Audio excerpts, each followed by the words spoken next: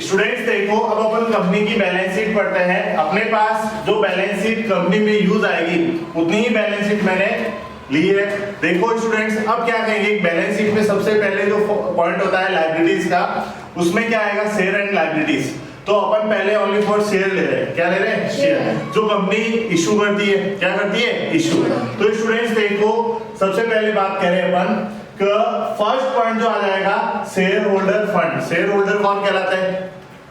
जो शेयर, जब company share issue करती है और जो पब्लिक, जो जनता है, उसको क्या करती है? परचेज, वो कहलाता है शेयर होल्डर। तो स्टूडेंट्स, शेयर होल्डर फंड आ जाएगा यहाँ पे। शेयर होल्डर से रिलेटेड जो भी फंड होता है वो सबसे पहला फर्स्ट पॉइंट आएगा शेयर कैपिटल। क्या आएगा? Share capital. कितने शेयर कंपनी ने इशू किए हैं और उसकी कितनी अपन को क्या हुआ है, जनता से, यानी जिसने शेयर होल्डर शेयर परचेज किए उनसे कैश मिला है, उतनी कैपिटल यहाँ पे आ जाएगी। देखो स्टूडेंट्स, इसके आगे लिखा है note number first. Note number first मतलब जो शेयर कैपिटल है उसके अंदर क्या क्या पॉइंट आता है वो ध्यान रखना। उसके लिए आपको नोट्स बनाने पड़ेंगे, नोट्स टू अकाउंट्स। सबसे पहला जो है फर्स्ट, यहां से लेकर यहां तक है, उसके अंदर क्या क्या आएगा? सबसे पहला आएगा शेयर कैपिटल में ऑथोराइज्ड कैपिटल। ऑथोराइज्ड कैपिटल क्या होता है स्टूडेंट्स? जब कभी भी कोई कंपनी अपना रजिस्ट्रेशन करवाती है, रजिस्ट्रेशन करवाने के बाद गवर्नमेंट उसको अथॉरिटी देती है कि आप उतने रुपए के शेयर इशू कर सकते हैं, उससे ज्यादा आप शेयर इशू नहीं कर सकते।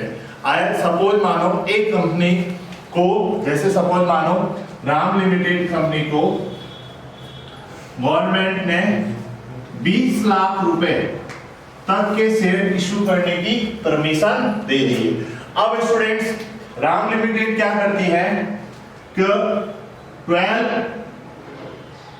लाख रुपीस के तो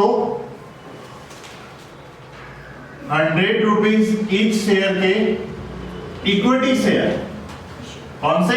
इक्विटी शेयर 12,000 शेयर क्या कर लेती है, टोटल 20 लाख है, उसके तो 12,000 क्या करती है, इक्विटी शेयर बना लेती है। पीछे कितने बचे? 8 लाख, यानी 8 लाख। उसके प्रेफरेंस शेयर, कौन से शेयर? वो बन जाते हैं कितने? 8,000 शेयर, वो भी कितने? 100 रुपीस ईच। अब स्टूडेंट्स, ऑथोरिटी तो 20 लाख की मिली, तो कंपनी ने 2 शेयर में उसका क्या कर दिया? पार्टीशन कर दिया, डिवाइड कर दिया कि इतने प्रेफरेंस शेयर के लिए होगी और इतने प्रेफरेंस शेयर के लिए होगी और इतने इक्विटी शेयर। तो ऑथोराइज तो मिली, उसने 2 पार्टीशन कर लिया। किस किस में किया? एक तो इक्विटी शेयर में और एक प्रेफरेंस शेयर में। वो अमाउंट यहाँ पे कैलकुलेटर होकर आगे अमाउंट यहाँ क्या हो जाएगा? क्लोज। क्या हो जाएगा? उसके बाद देखो स्टूडेंट्स आएगा इश्यूड कैपिटल। अब जैसे सपोज मानो 12 लाख का क्या है?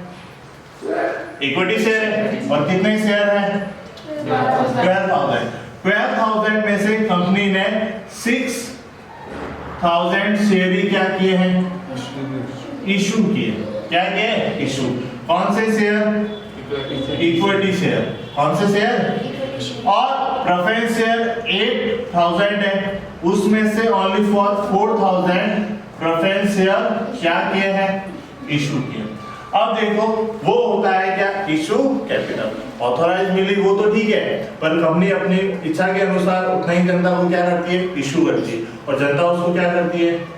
अप्लाई करती है और लेती है, ठीक है, और उसका फिर पेमेंट करती है।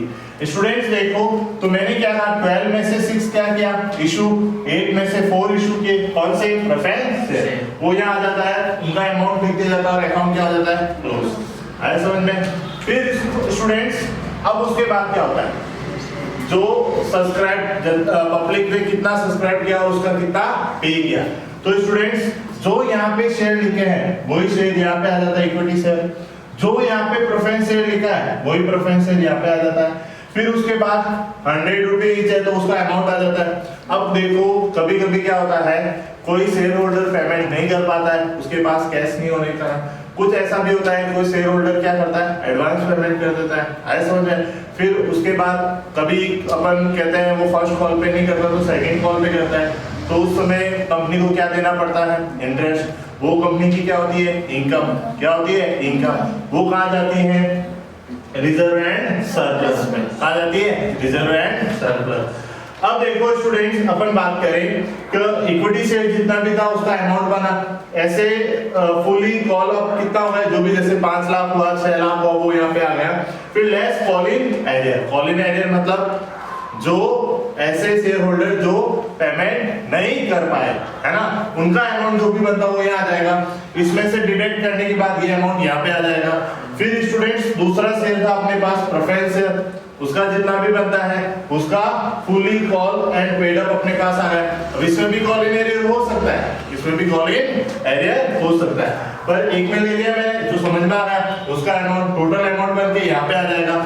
ये नोट कौन सा कहलाएगा स्टूडेंट्स? First note. कहां से लेकर, यहां से लेकर यहां तक, मतलब ऑथोराइज कैपिटल, इश्यूड कैपिटल और subscribe and paid up capital. Students only for जो अपन को फर्स्ट पॉइंट पे लिखना है वो लिखना है subscribe and paid up capital में जो अमाउंट आया ना यहाँ पे, वो अपन को कहां लिखना है? शेयर कैपिटल में, और फर्स्ट और वो अमाउंट यहाँ पे आ जाएगा। बोलो स्टूडेंट्स, कोई प्रॉब्लम? अरे कोई प्रॉब्लम? कौन सा अमाउंट? ये अमाउंट अपने पास, ये वाला अमाउंट आ जाएगा। कोई प्रॉब्लम? चलो नेक्स्ट बात करें reserve and surplus. Reserve and surplus क्या होता है स्टूडेंट्स? आपको पता है कभी भी कोई बिजनेस में, जैसे पार्टनरशिप अपन ने पढ़ा था, P&L एप्रोप्रिएशन अमाउंट पढ़ा था, उसमें लास्ट में जो प्रॉफिट होता है वो सारे पार्टनर्स अपने प्रॉफिट शेयरिंग रेशियो में डिस्ट्रीब्यूट कर लेते हैं। उससे पहले एक पॉइंट आता है कि अगर पार्टनरशिप में पार्टनर्स क्या कहे कि प्रॉफिट में से कुछ पार्ट क्या कर लो, रिजर्व के लिए रख लो। फ्यूचर में किसी तरह का लॉस आए तो उस रिजर्व से क्या हो सके, उसका भुगतान हो सके, पे कर सके अपन, ऐसे में वो पैसा यूज आ सके। तो इसी तरह इसमें भी ये क्या होता है, रिजर्व एंड सरप्लस। इसमें रिजर्व एंड सरप्लस क्या होता है कि कंपनी अपने शेयर जो प्रीमियम पे इशू करते हैं, मतलब 100 रुपए का शेयर है और 120 रुपए में इशू किया, तो 20 रुपए जो ज्यादा मिला, 20 रुपए पर शेयर जो ज्यादा मिला, वो उस कंपनी का क्या हो जाएगा, प्रीमियम। तो देखो स्टूडेंट, सेकंड पॉइंट हो गया रिजर्व एंड सरप्लस। क्या आ जाएगा? Security premium. जो भी अमाउंट बनेगा वो किस में आ जाएगा? सेकंड पॉइंट में। कोई problem students? Next third point जो होता है वो है करंट लायबिलिटीज। अब क्या होगी करंट लायबिलिटीज? कैसे?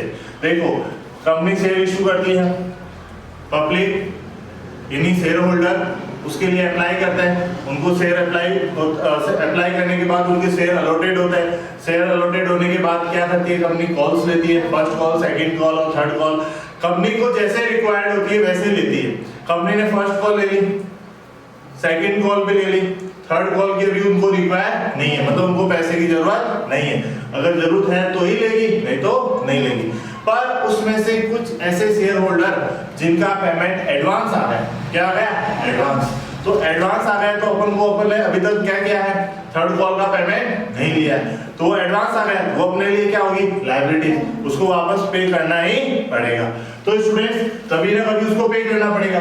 तो ऐसी कंडीशंस में अपन क्या कहेंगे, जो भी वो अमाउंट आया है कॉल इन एडवांस का, जब तक कंपनी क्या नहीं करती है, मांगती नहीं है कि सेकंड थर्ड कॉल का पेमेंट कर दो, तो उसके रिलेटेड जो भी अमाउंट आ रखा होता है वो सारा कहा जाता है करंट लायबिलिटीज में। तो अदर करंट लायबिलिटीज में वो चला जाएगा, तो वो क्या कहेंगे? Call in advance. अब स्टूडेंट्स जो भी अमाउंट यहाँ बनता है वो सारा अमाउंट कहाँ चला जाता है? कैश एंड कैश इक्विवेलेंट्स में। ऐसे समझ में? वो अपनी क्या होती है? Current assets. क्या होती है? एसेट्स। देखो एसेट्स का पार्ट है, उसमें सेकंड पार्ट है करंट एसेट्स, उसमें कैश एंड कैश इक्विवेलेंट्स चला जाता है, जो भी पेमेंट आता है। एक बात और स्टूडेंट्स इसमें मिस रह गई। क्या मिस रह गई? अगर आप कोई कंपनी एसेट्स परचेज करती है, क्या परचेज करती है? एसेट्स। एसेट्स परचेज करने के बाद अपनी वो कंपनी अपने शेयर उस वेंडर को क्या कर देती है? इशू कर देती है। क्या कर देती है? इशू। आए समझ में? तो ऐसी कंडीशंस में क्या होता है, जो भी कंपनी एसेट्स परचेज की तो वो तो एसेट्स का आएगी, बैलेंस शीट में आएगी, तो उसको कहां दिखाएंगे? एसेट साइड में, और लिखेंगे फिक्स एसेट्स में। कहां दिखाएंगे? Fix assets. फिक्स एसेट्स में एक पॉइंट आएगा कौन सा? टेंजिबल एसेट्स, जिसको अपन देख सकते हैं, छू सकते हैं। आए समझ में? जो अपन को दिखती है, जैसे मशीनरी हो गई, फर्नीचर हो गई, वो सारा क्या आएगा? टेंजिबल एसेट्स में। अगर ऐसा हो, अगर क्वेश्चन में आपको दे रखा हो तो बैलेंस शीट, ज्यादातर जनरली अपनी यही बैलेंस शीट बनेगी और यही नोट्स बनेंगे। कोई प्रॉब्लम है स्टूडेंट्स? चलो फिर इसको राइट कर लो।